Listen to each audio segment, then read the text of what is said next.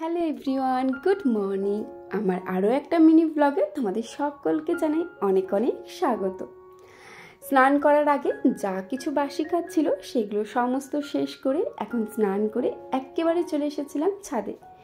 ছাদে এসে প্রথমে তো এক এক করে কাপড়গুলো মেলে নিলাম, আর তারপরে সমস্ত দরজা জানলাগুলো এখন লাগিয়ে দেব।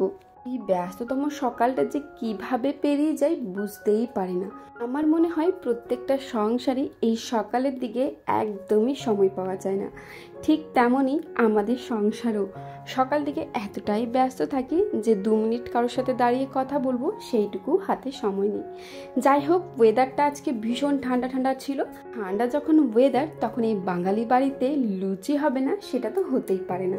তাই সকাল সকাল ফুলকো ফুলকো লুচি, আলুর চচ্চড়ি আর একটা সোনপাপড়ি নিয়ে খাওয়া দাওয়াটা শেষ করলাম। তারপরে সবজি কেটে সোনা মায়ের সাথে এখন সময় কাটাচ্ছি।